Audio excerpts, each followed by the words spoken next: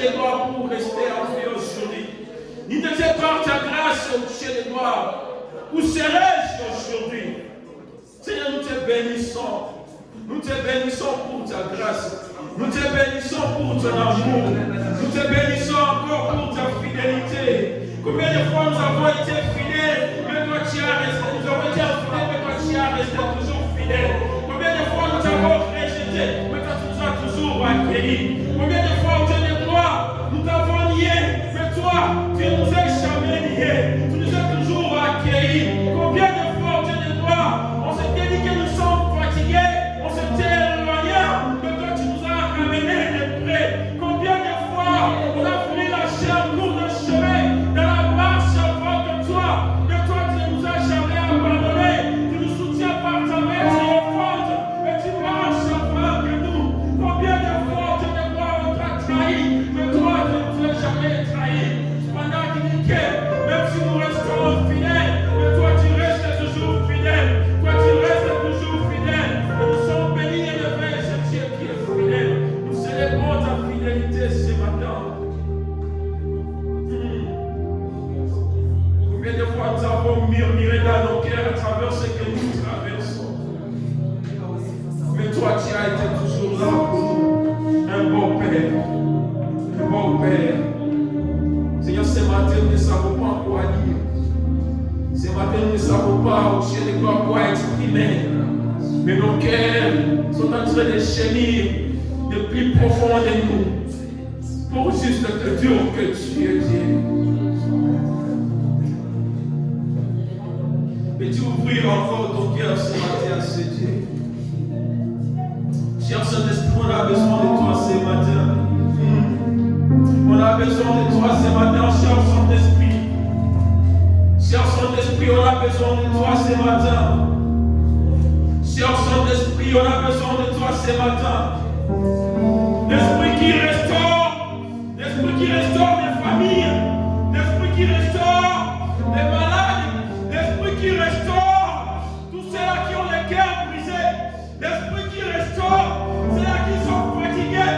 C'est toi qui dis que venez vous tous qui êtes fatigués, et je vais vous donner du repos. Seigneur, nous sommes venus devant toi. Il n'y a pas d'autre place où on peut courir. Si ce n'est que là ta maison.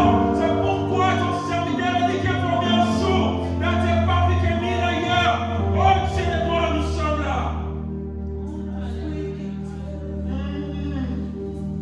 Elia, Elia, Elia.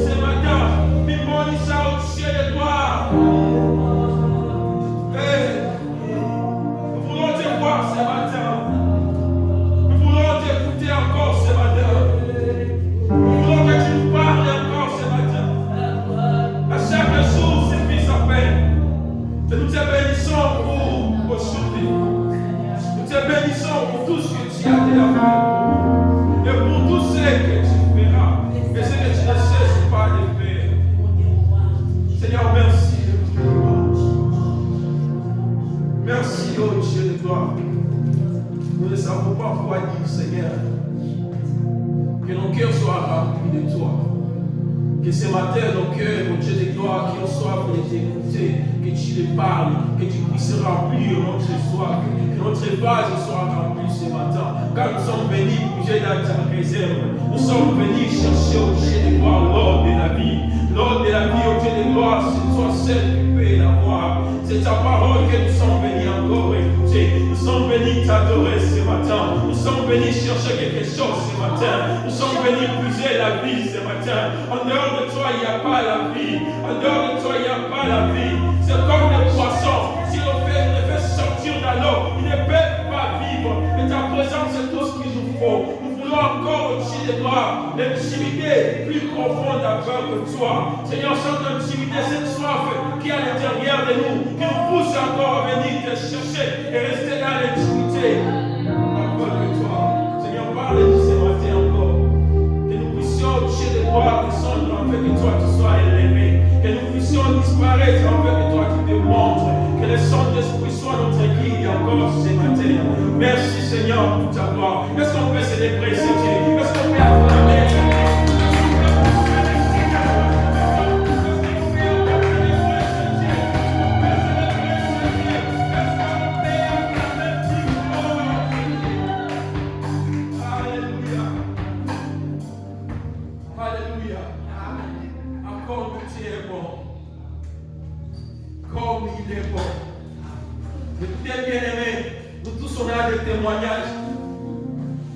Si on se met à penser, si on dit tout ce que Dieu a fait pour nous, on ne peut pas venir. Regarde le Père à côté de toi. Regarde un peu les gens que tu connaissais. Si avant on disait que quelqu'un est mort, bon, on pourrait avoir des connaissances un peu lointaines. Mais dans les jours, ce sont des gens avec qui on a dormi ensemble. Ce sont des gens avec qui on mangeait ensemble. Ce sont des gens avec qui on se connaissait, on s'est côtoyé. Des gens avec qui on priait ensemble. Mais on peut dormir et se réveiller. On trouve des messages que tel te dit.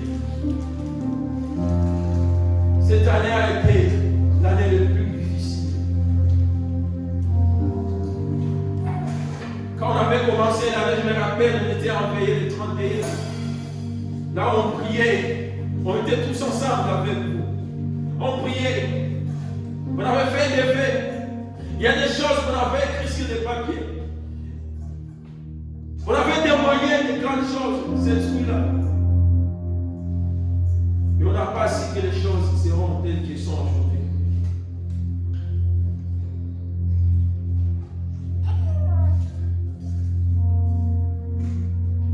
On bénit Dieu pour cette église. Jusque-là, on n'a pas entendu un membre de notre église qui est mort. Il y a eu des attaques de gauche et de droite. Il y a eu des gens qui ont été malades. Il y a eu des gens qui ont fait des accidents. Il y a eu des gens qui ont connu des challenges. Il y a eu des gens qui ont connu des moments les plus sombres, les plus difficiles. Mais cependant, regarde, tu es toujours vivant. Tu es toujours vivant. Dieu t'a gardé vivant. C'est quelque chose auquel il faut bénir Dieu. Écoutez, on peut avoir l'argent dans ce pays. On peut tout avoir, on peut vivre une vie. Mais écoutez, il y a des gens qui ont laissé les biens plus que toi. Toi, tu n'as d'abord rien. Et ils les sont mis aujourd'hui. C'est juste que si tu as juste cette opportunité de fouler tes pieds juste dans la présence de Dieu, ce n'est pas juste quelque chose à donner à tout le monde. Ce n'est pas quelque chose à donner à tout le monde. Et bénis Dieu pour la présence de maman pasteur dans ce lieu. Ce n'est pas facile quand on a un mari qui est hospitalisé et puis de venir à l'église ou de faire autre chose. Parce que c'est la chair et sa chair. Les hommes devraient être à côté de son mari. Mais la vie que même si je pourrais être à côté de lui, ce n'était pas la solution depuis qu'il était à l'hôpital. La vie que non, la meilleure endroit où je pourrais venir, c'est de venir dans la présence de Dieu et d'exposer son serviteur devant lui. Nous tous on a eu des problèmes et d'autres encore des malades dans la famille. Ils en ont encore. Mais on a la compassion On a les cœurs qui saignent. Mais cependant que le Père y fait. La seule solution que nous pouvons faire, c'est ce que nous sommes en train de faire. Notre secours n'est pas ni à l'Orient, ni à l'Occident, mais notre secours, c'est à Dieu. Amen. Écoutez, ça fait longtemps que tu voulais venir ici. Tu étais en Afrique et tu voulais venir ici. Eh bien, tu es ici. Est-ce que tu as eu des secours? Voilà. Tu continues toujours à en chercher. Il n'y a que Dieu qui peut combler ce vide-là que tu n'arrives pas à combler. Il y a que Dieu qui peut combler ce vide-là que l'homme ne peut pas combler. Il n'y a que Dieu lui-même. Et aujourd'hui, il nous a béni, il nous a donné l'opportunité encore de combler ce vide au travers de sa parole. Je suis tellement honoré d'être devant vous aujourd'hui. Merci pour nous avoir donné cette opportunité de parler de la part de Dieu à vos côtés. Nous bénissons Dieu. Je ne pense pas qu'il y a des visiteurs. Sinon, pour ceux-là qui ne me connaissent pas, je suis Olivier Moussangaya, votre frère. C'est ça mon nom. Et je suis entré dans cette église. Alléluia. Amen. Rapidement, on va écrire quelques passages bibliques.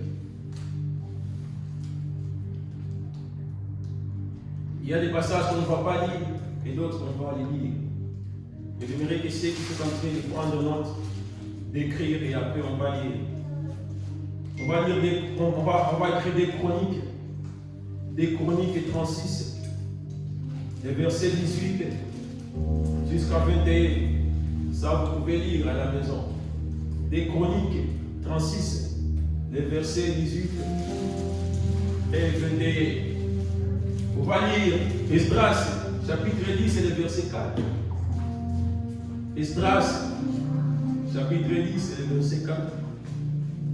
On va lire Agé. Agé, le chapitre 1er, le verset 2 jusqu'à 8. Agé, chapitre 1er, le verset 2 jusqu'à 8. On va lire Néhémie, chapitre 2. Néhémie chapitre 2, les versets 17 et les versets 18. Néhémie chapitre 2, les versets 17 et 18. Je récapitule des chroniques. Chapitre 36, les versets 18 et jusqu'à 21. Esdras, chapitre 10, les versets 4. Agé, chapitre 1er, les versets 2 jusqu'à 8. Néhémie, chapitre 2, les versets 17 et 18. Alléluia. Amen. Depuis hier, on a commencé à parler sur un thème. Et ce thème est intitulé Lèvons-nous et bâtissons. Lèvons-nous et bâtissons. Ce n'est pas un thème qui est facile, surtout dans les moments difficiles que nous traversons. Ce n'est pas un thème qui est facile, surtout dans les circonstances que nous traversons. Écoutez, j'aimerais dire à quelqu'un, Dieu restera toujours Dieu, dans les bons moments, tout comme dans les mauvais moments. Il restera toujours Dieu, et c'est ça sa souveraineté. Il n'a jamais changé, que ce soit des bons ou des mauvais moments, lui il restera toujours Dieu. Alors on doit servir Dieu dans les bons moments, tout comme dans les mauvais moments. Nous sommes appelés à lui servir et à lui adorer. Parce que c'est tout ce que nous pouvons lui dire. Si on te dit de payer Dieu, tu ne peux pas trouver quoi lui payer. Tu ne peux pas. Alléluia. Amen. Lèvons-nous et bâtissons. Et hier, on avait parlé d'Esdras. C'est un verset qu'on va répéter encore aujourd'hui. On avait dit ça à l'église hier. Esdras, chapitre 10, le verset 4. On peut se lever pour la prière ou pour la lecture. On va lire seulement des versets bibliques. On va lire Esdras, Comme je vous ai dit, chronique que vous allez lire à la maison. On va lire Esdras, chapitre 10, c'est le verset 4. J'ai dit au nom du Seigneur Jésus-Christ. Lève-toi, car cette affaire te regarde. Nous serons avec toi. Prends courage et agis. Dans d'autres versions, il dit lève-toi, car cette affaire te concerne. Alléluia. Amen. On va lire Néhémie chapitre 2. Néhémie chapitre 2, les versets 17 jusqu'à 18. Néhémie 2, 17 à 18. Je leur dis alors, vous voyez le malheureux état où nous sommes. Jérusalem est détruite et ses portes sont consumées par le feu. Venez, rebâtissons la muraille de Jérusalem et nous ne serons plus dans l'opprobre. Verset 18. Je leur raconté comment la bonne main de mon Dieu avait été sur moi et quelle parole le roi m'avait adressé. Ils dirent, lèvons-nous et bâtissons. Et ils se fortifièrent dans cette bonne résolution. Amen. Amen. On peut se mettre, s'il vous plaît. Comme je vous ai dit qu'hier, on avait parlé d'Esdras.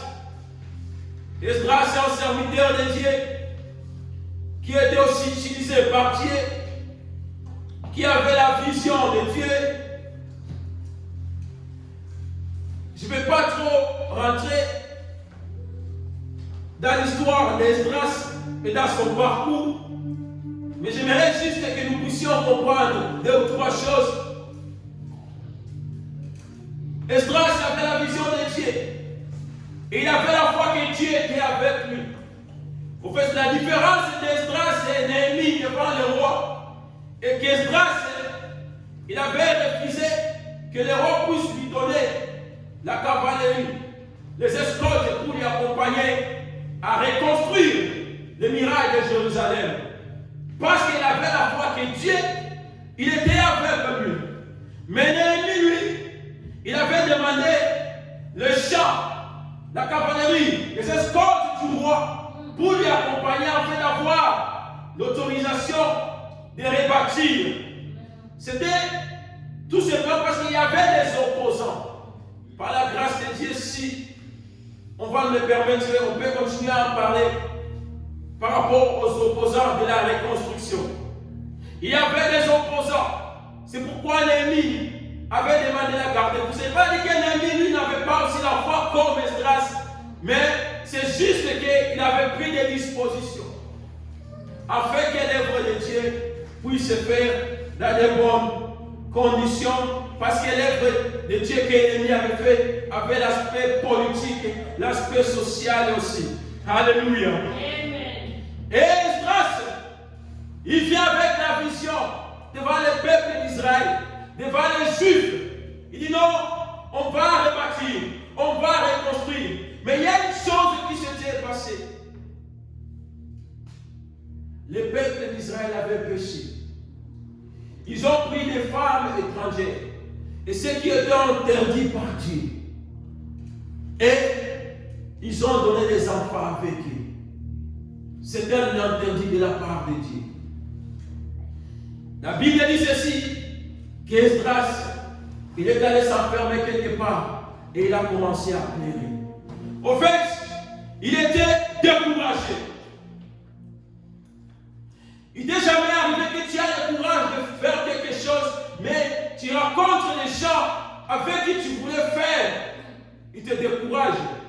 Et du coup, tu te sens comme si tu as la solitude. Tu as ce courage-là, tu as la soif d'agir, de faire, mais tu n'as pas personne pour te pousser. Tu n'as pas personne pour te soutenir. Et c'était le cas d'Esdras. Et il était sombre. Il était frustré. Il plairait. Il s'était mis à côté. Mais les peuples se sont réunis. Les peuples se sont mis ensemble. Et ils ont dit, non, ça ce n'est pas possible. Qu'est-ce qui fait à ce que Jérusalem continue à être comme ça? que l'église de Dieu n'est plus reconstruite? Qu'est-ce qui fait à ce que les choses restent comme ça? Pourquoi on a dormi comme avant? Pourquoi il n'y a plus de gens qui entrent dans l'église? Pourquoi on ne peut plus lire la loi dans l'église de Dieu? C'est anormal. Les peuples, ils se sont examinés. La personne que Dieu a donné les visions, c'était Esdras. Il n'était pas avec le peuple. Mais écoute, c'est les peuples qui se sont mis ensemble. Et quand ils se sont mis ensemble, ils ont dit non. On pense que le problème, c'est nous. Le problème, c'est nous. C'est nous le problème. On a fait une chose qu'on ne devrait pas faire. On a agi contrairement à la loi de Dieu. On a pris des femmes pendant qu'on n'était pas censé prendre des femmes étrangères. Pourquoi? Parce que les femmes étrangères, ils ont leur petit Dieu qu'ils adorent. Mais on a mélangé notre Dieu avec eux.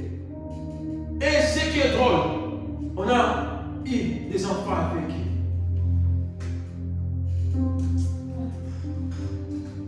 Les peuples se sont mis ensemble. Et même ils ont dit non. Ce qu'on doit d'abord faire, c'est ôter les mâles parmi nous. On doit prendre toutes ces femmes, les renvoyer. Et leurs enfants, afin de voir comment reconstruire. Écoutez, aussi longtemps que tu as cette soif de Dieu que ça puisse grandir. Mais tu as l'interdit. Et tu sais que non, Dieu ne voulait pas ça. Tu ne peux pas bâtir avec Dieu. Tu ne peux pas bâtir avec Dieu. À ce stade, la première étape, c'était d'abord s'élever. Et dire non, les choses ne vont pas continuer comme ça. Ils étaient en colère, ils se sont levés d'abord. Et puis ils ont parlé pour chercher quoi? La solution. Et après qu'ils puissent terminer à parler, ils sont allés vers Esdras. Ils sont allés vers Esdras. C'est après qu'ils se sont levés d'abord. Et ils sont allés vers Esdras. Et ils ont dit, lève-toi. C'est eux qui ont dit à Esdras, lève-toi, car cette affaire te regarde. Ne sois pas frustré. Leader, ne sois pas découragé. Lève-toi, car cette affaire te regarde. Ils ont redonné encore l'espoir, ils ont redonné encore la foi, ils ont redonné la force à leur leader qui avait la vision. Ils ont dit non, tu ne peux pas rester ici. Tu es censé venir bâtir avec nous. Tu es censé venir nous conduire à la reconstruction de l'œuvre de Dieu. Lève-toi, Esdras, car cette affaire te regarde. Et puis ils ont combattu, nous serons avec toi. Nous serons avec toi. Combien de chrétiens qui peuvent dire, pasteur, nous serons avec toi. Lève-toi, cette affaire te regarde. Tu n'es pas censé baisser les bras, mais nous serons avec toi. Nous serons avec toi. Jusqu'à ce stade, pour ce message, pour les gens qui n'étaient pas hier, est-ce que chacun peut s'examiner à l'intérieur de lui? Qu'est-ce qui fait à ce que l'œuvre de Dieu n'avance pas? Qu'est-ce qui fait à ce que l'église de Dieu n'avance pas? Pourquoi les choses stagnent? Pourquoi? Que chacun s'examine. Et quand les peuples se sont examinés, ils ont aussi la solution. Et c'est eux-mêmes qui ont allé maintenant pousser leurs leaders à faire quoi? À faire mieux. Reconstruire. Écoutez, les pasteurs, les bergers de l'église lui-même, ils ne peuvent jamais bâtir. Il ne peut jamais bâtir. Il ne peut jamais bâtir lui-même. Laisse-moi dire ceci. Pourquoi aujourd'hui tu es ici? Ce n'est pas arrivé d'hasard. Il n'y a pas d'hasard avec Dieu dans nos vies. Pourquoi il a permis que tu sois ici, dans cette église? Pourquoi il a permis ça? Il n'y a jamais eu des choses d'hasard avec Dieu. Tout a été programmé pour lui. Que Qu'est-ce que nous faisons? Je parie qu'à ce stade, les peuples devraient murmurer ou critiquer. Devraient se mettre ensemble pour parler, pour critiquer. Ils devraient parler beaucoup de choses. Écoutez, je connais beaucoup de gens dans la vie. Les travail, c'est de parler, mais ils n'ont jamais fait quelque chose. Ils n'ont jamais fait quoi que ce soit. J'aimerais que chacun se regarde d'abord d'une manière trop particulière. Quelle est ta contribution dans cette église? D'une manière trop particulière. Ne regarde d'abord personne. Tel n'était pas venu. Toi d'abord personnellement. Quelle est ta contribution? Si aujourd'hui, Jésus ou Dieu pourrait venir et demander à chacun de nous, qu'est-ce que toi tu as fait ici? Je t'ai placé ici, mais qu'est-ce que toi tu as fait? Écoutez, rachetons l'état car les jours sont mauvais. L'état que tu as ici, ce n'est pas l'état d'hasard. Ce n'est pas que tu es en train de perdre l'état. Aujourd'hui, on vous force. Je ne cesserai jamais de le dire. Même nos enfants dans nos maisons, on vous force de venir à l'église et venir prier pour maîtriser. Rachetons l'état. Car les jours sont mauvais. Il y a un jour où tu chercheras cet temps, tu ne peux jamais en trouver. Tu n'en trouveras pas. Tu chercheras cet temps. Je te jure que tu chercheras cet temps un jour et tu marqueras cet temps. Cet temps ne sera plus là. Aujourd'hui aussi, moi je me donne avec les chrétiens ici. Il paraît que, laisse-moi le dire comme ça, le plus grand problème que Dieu a fait, c'est d'amener les gens ici dans ce pays. Alors on pourrait dire ça. Il a tort. Pourquoi il vous a amené ici? C'est d'aller, vous faites beaucoup de travail, faire beaucoup d'argent. Là, vous adorez de l'argent, vous devenez esclave de cet argent. Mais depuis que vous avez commencé à chercher ça, vous êtes millionnaire. Mais vous continuez toujours à en avoir besoin.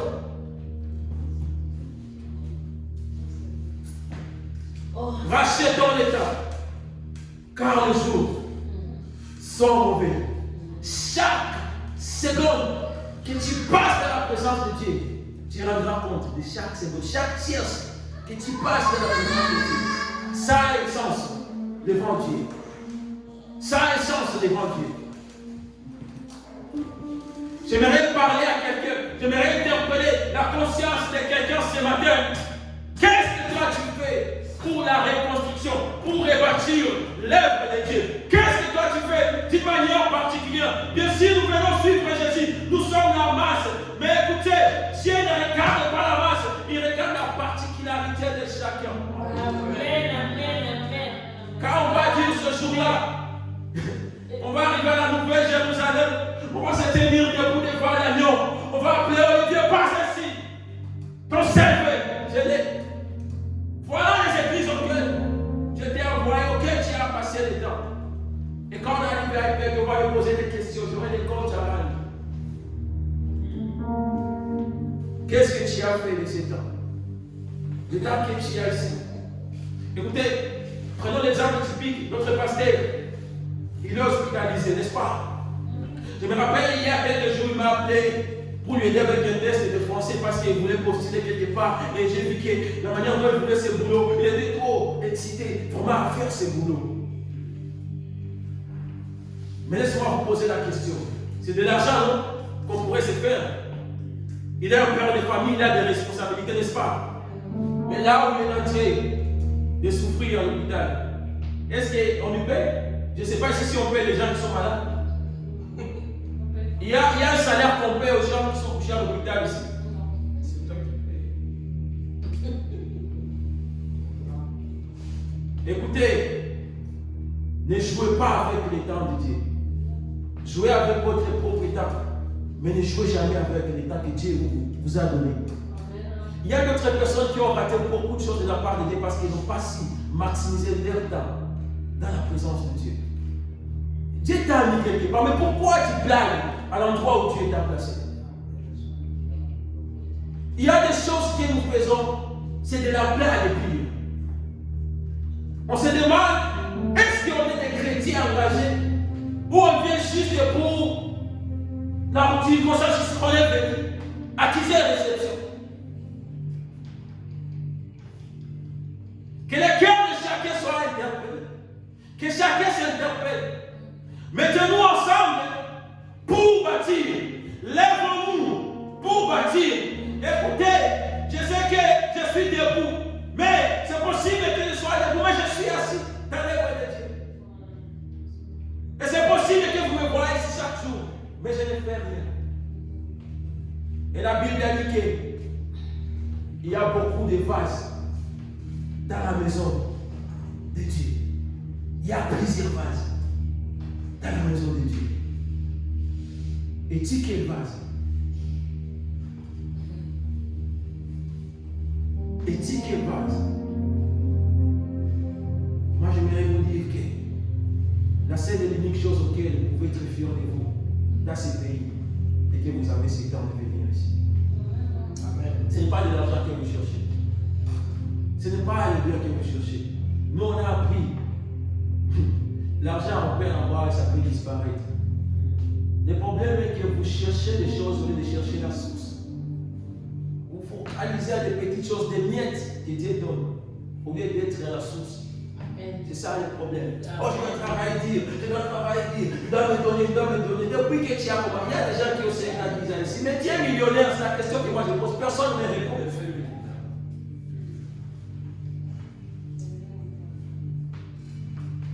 Et donc, on te demande, c'est pas quelques heures.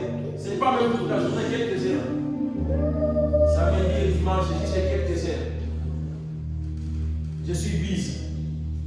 Et celui qui a inventé ce mot en anglais, il a fait un grand problème. Je suis busy. Les peuples se sont mis ensemble. Ils ont vu les leaders. Ils ont dit non. Toi, tu n'es pas censé être ici. Tu n'es pas censé abandonner. C'est toi qui as donné la vision.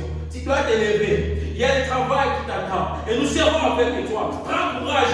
Nous sommes avec toi. On ne va pas t'abandonner. Parce que les choses, il ne faut pas rester quelque chose aujourd'hui. Les choses doivent aller de l'avant. Même que moi, je n'ai pas été ici il y a plusieurs années, mais on a eu des témoignages par rapport à cette église. Il y avait beaucoup de gens, mais où sont-ils?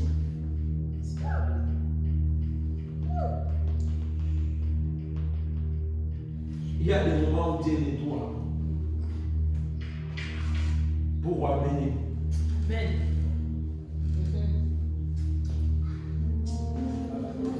Et ce qui tue notre communauté dans ce pays, les gens parlent trop. Les Congolais parlent trop. Permettez-moi ça. C'est vrai ça. Au lieu de travailler, de se focaliser sur l'essentiel, vous vous mettez à critiquer, à critiquer, à critiquer, à critiquer, à critiquer.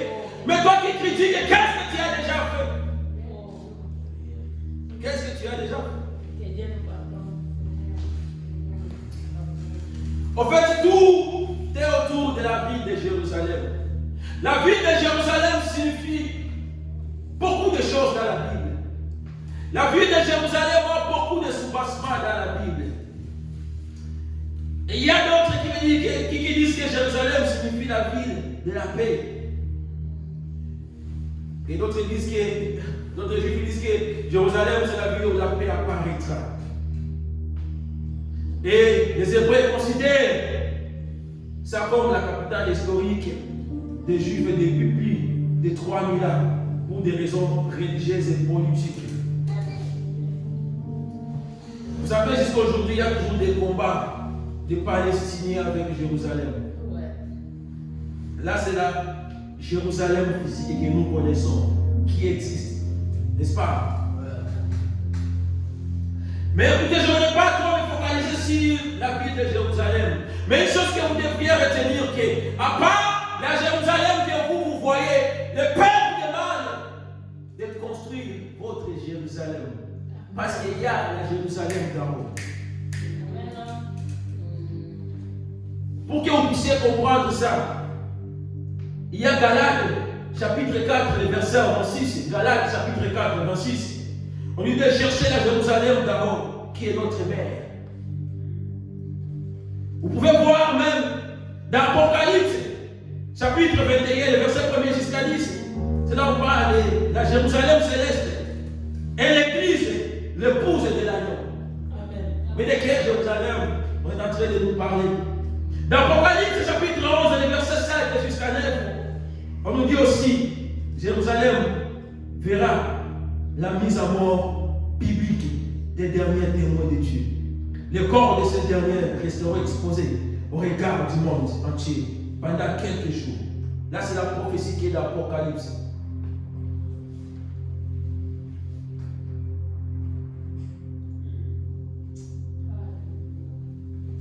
Le problème est qu'on se combat pour la Jérusalem terrestre que nous voyons.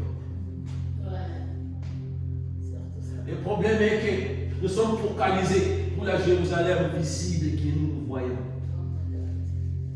Écoutez, la Jérusalem visible, c'est cet argent-là que tu ne cherches pas à chercher. Moi, je ne vais pas dire que l'argent est mauvais. Parce qu'on en aura besoin. Même ici à l'église, on en a besoin. Mais le problème est que vous l'adorez trop.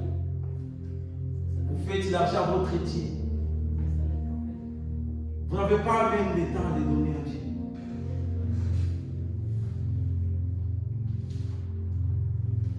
Sachez qu'il y a part la Jérusalem que nous regardons avec nos yeux visibles.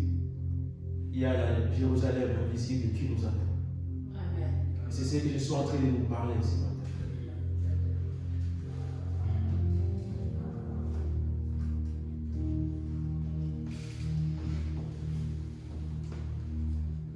Veux-tu continuer à t'attacher à cette Jérusalem visible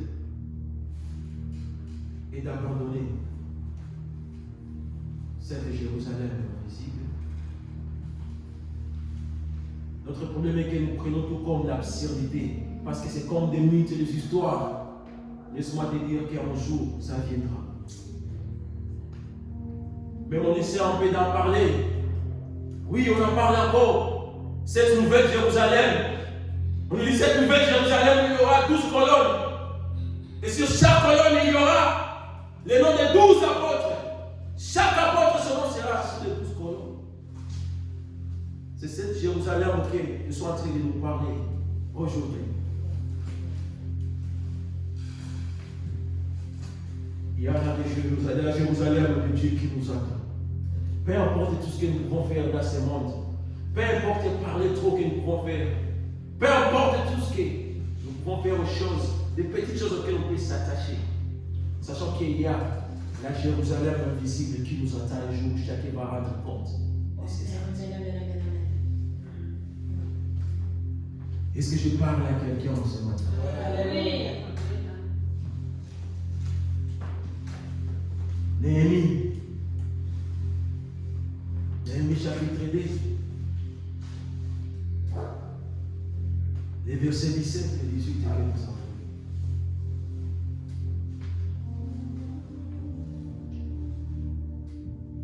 Et tenez ceci. Pour s'élever, on n'a pas besoin de multitudes de personnes. S'élever implique la décision personnelle de soi.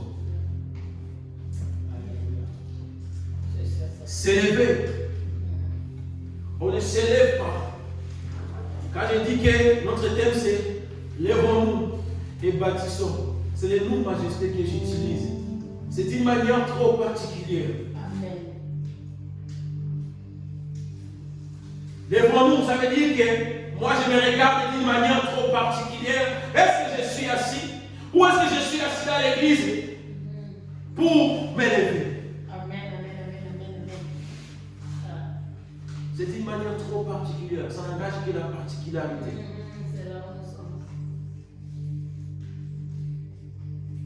Quand on s'élève d'une manière particulière, ceux-là qui se sont levés, ils bâtissent dans l'unité, dans l'amour fraternel et dans la communauté. Ils se supportent entre eux. Ils se complètent entre eux.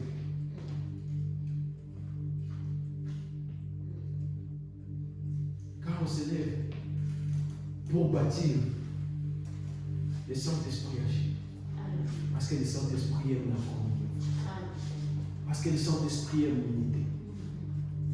Quand on s'élève pour bâtir, on n'aura pas besoin de faire beaucoup de campagnes dans cette ville pour amener les gens ici à l'église. Les gens vont commencer à aimer venir. Parce qu'on s'est élevé. Parce que toi, tu t'es élevé. Parce que toi, tu t'es élevé. Et on a commencé à bâtir. Et cette force-là va pousser aux autres de venir. Est-ce que tu sais que beaucoup ne sont pas venus à l'église à cause de toi? Parce que tu n'étais jamais élevé. Est-ce que tu sais que beaucoup ils ont soif de venir à l'église? Est-ce que tu sais que tu peux chasser les gens de venir à l'église pendant que toi tu arrives à l'église?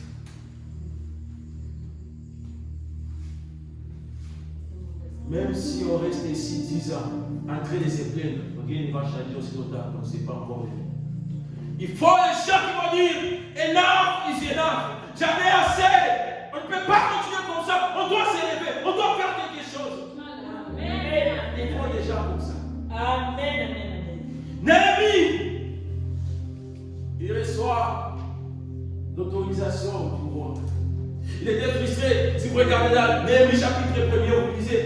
La Bible dit que Néhémie, quand il a entendu ce qui s'était passé à Jérusalem, la Bible dit qu'il a fondu à l'âme. Comme Esdras, quand il était découragé, Néhémie, il a fondu à l'âme. Il a commencé à pleurer. Et puis il a demandé quoi? La faveur devant Dieu. Écoutez, je vous ai dit que c'est le plus que la particularité. Là, on parle de Néhémie. On ne parle pas de 1000 personnes. On ne parle pas de 100 personnes. On ne parle pas de 1000 personnes. On ne parle pas de 1000 personnes. Mais on parle d'une seule personne. Qui était fondue à l'âme et qui a dit non, non. Mon cœur saigne. Quand je vois l'église de Dieu détruite, mon cœur saigne. Je ne peux pas dormir. Je ne peux rien faire. Et la Bible dit que les rois disent non. Je n'ai jamais vu dans cette condition. Mais qu'est-ce qui se passe? Qu'est-ce qui se passe? Tu es frustré, tu n'es pas aidé. Qu'est-ce qui se passe? J'aimerais poser quelqu'un la question. Et tu irais de voir comment est-ce que l'église fonctionne.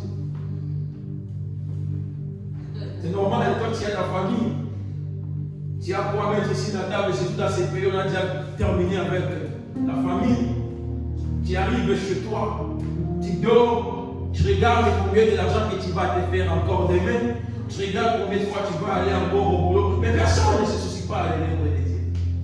Personne ne se soucie pas à l'église. Tu dors tranquillement. Pourquoi? Parce que tu n'as pas de fardeau. Tu dors tranquillement. Toi, tu regardes que tout est normal. Quand on vient, on voit que ces instruments ne sont pas là, tu vois que tout est normal. Laisse-moi dire que moi, à chaque fois quand je suis là derrière, je vois qu'il y a des choses qui ne vont pas. J'ai du mal au cœur. Si ça ne dépendait que de moi, laisse-moi l'église, j'aurais quitté l'église. Depuis longtemps. Mais parce que Dieu est élevé ici. D'abord, et j'ai obéi comme ça. Toi, quand tu viens en retard, tu trouves ça normal. Ça ne veut dire rien.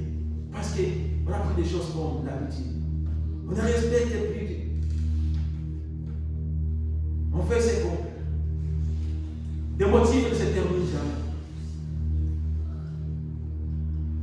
Toi, tu trouves ça normal.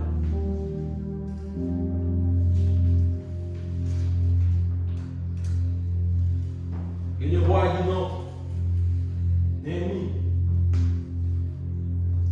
pourquoi tu es si frustré? Pourquoi tu es comme ça?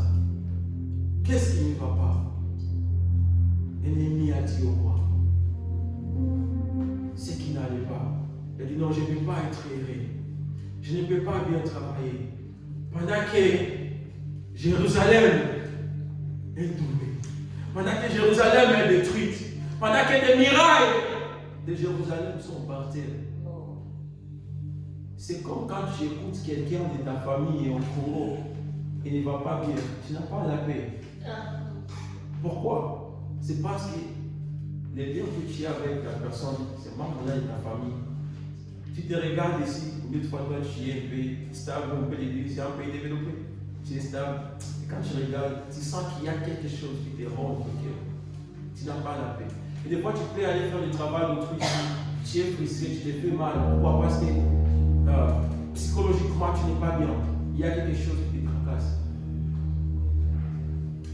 Et l'ennemi avait dit non, je ne vais pas bien. Jérusalem ne va pas bien. Je ne dors pas. Je ne dors pas. Je ne dors pas. Parce que Jérusalem ne va pas bien. Oui, Jérusalem physique, ta famille que Dieu t'a donnée, quand ça ne va pas bien, tu as du mal au cœur. Oui, Jérusalem physique, quand les choses ne vont pas bien pour toi, pour tes parents, tu ne vas pas bien. Oui, Jérusalem, quand ton mari ne va pas bien, il est souffrant, ton cœur saigne. Oui, Jérusalem physique, quand les choses ne marchent pas bien, l'argent que toi tu as toujours voulu, tu n'as pas encore à dire c'est montant, tu ne vas pas bien. Jérusalem physique, c'est bon. Mais quand est-il avec cette Jérusalem spirituelle?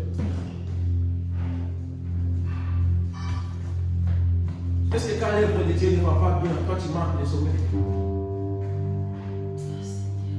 Est-ce que quand l'œuvre de Dieu ne marche pas, toi tu trouves le courage de bien travailler là où tu es?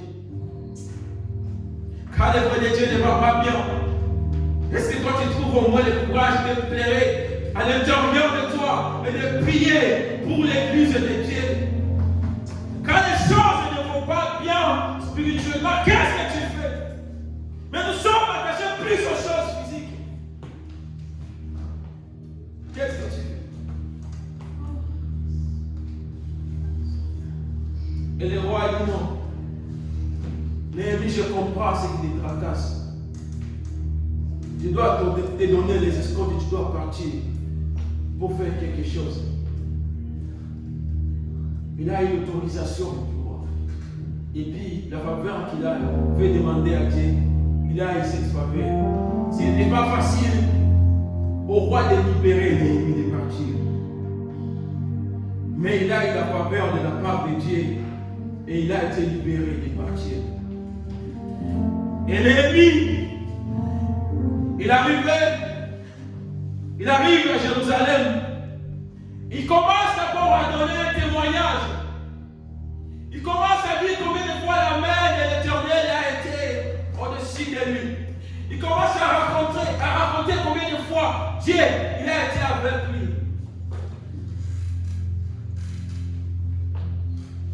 Et puis, surtout ce que j'aime, c'est ce verset 18. C'est verset 18 qui dit: et je l'ai raconté comment la bonne main de mon Dieu avait été sur moi.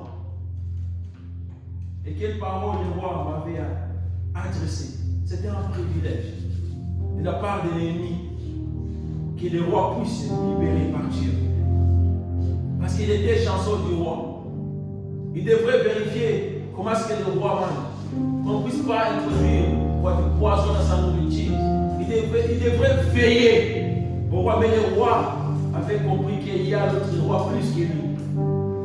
Et il devrait lâcher Néhémie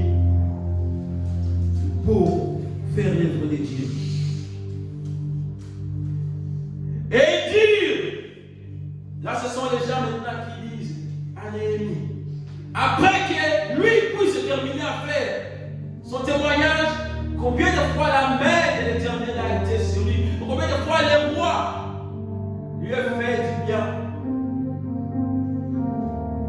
Écoute maintenant ce que les peuples disent. Et il dit, lèvons-nous et bâtissons. Et ils se fortifièrent dans cette bonne résolution.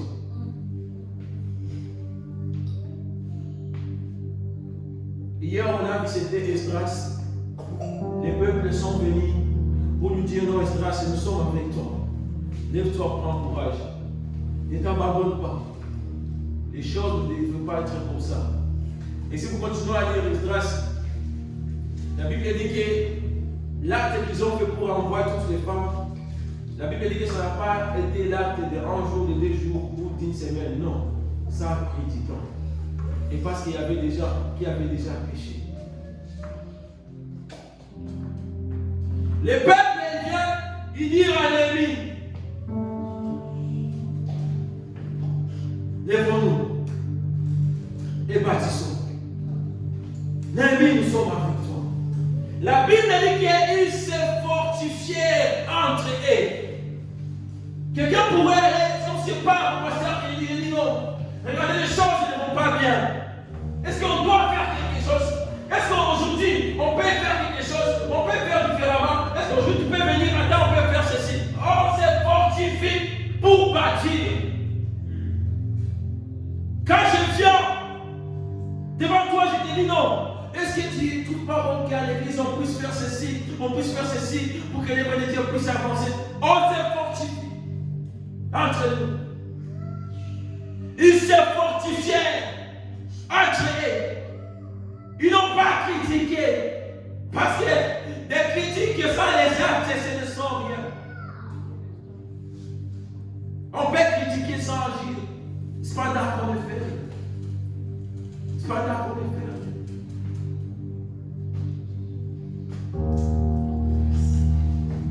Et ils se fortifièrent entre eux. Ils se sont levés. Ils ont dit non. Ça ne peut pas être comme ça. Ça ne peut pas continuer comme ça. On doit se lever. Et nous sommes avec toi. Prends courage, on ne va pas t'abandonner. On va reconstruire avec toi.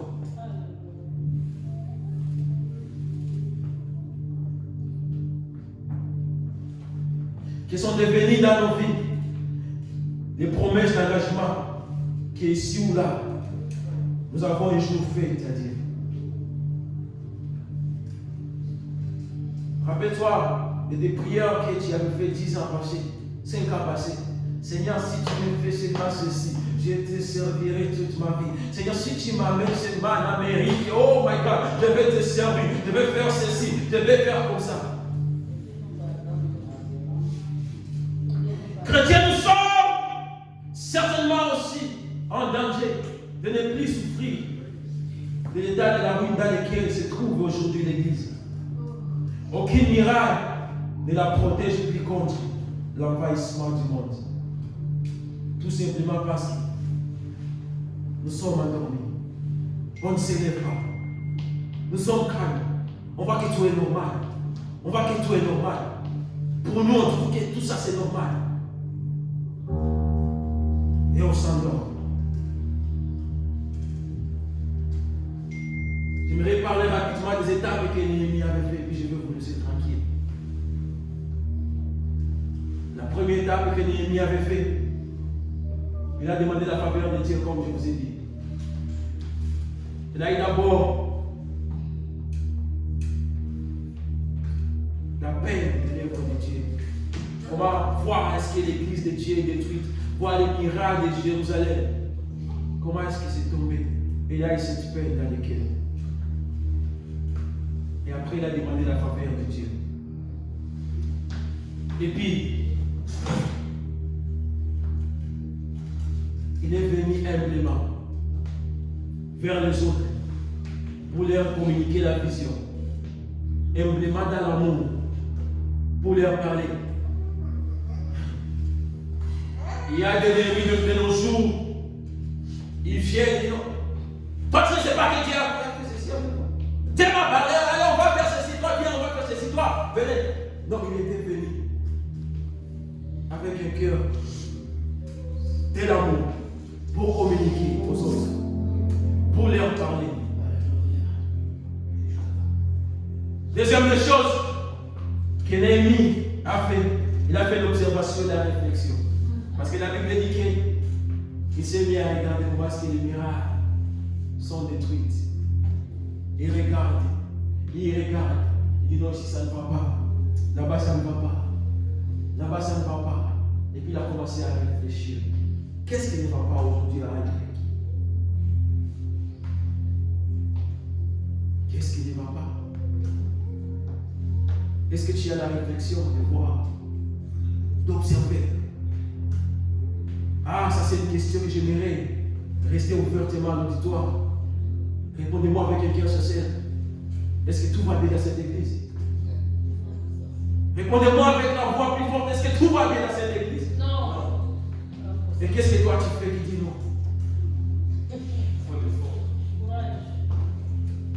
Ça, je n'ai pas besoin de tes réponses. Donner à Dieu. Qu'est-ce que tu fais?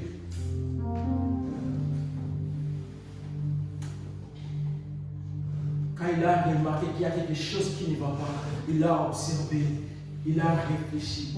Écoutez, l'investissement qu'on fait dans l'œuvre de Dieu ne passe jamais en vain. Ça, je vous le garantis. Que ce soit ton temps, que ce soit ton argent, que ce soit tes biens. Dieu n'oublie jamais. Et il paye même jusqu'à tes enfants. Dieu n'oublie jamais ça. Que ce soit les temps que tu maximises dans l'œuvre de Dieu. Ça ne passe jamais inaperçu. Chaque tierce devant Dieu est comptée. Chaque minute est comptée. Ça ne passe jamais inaperçu.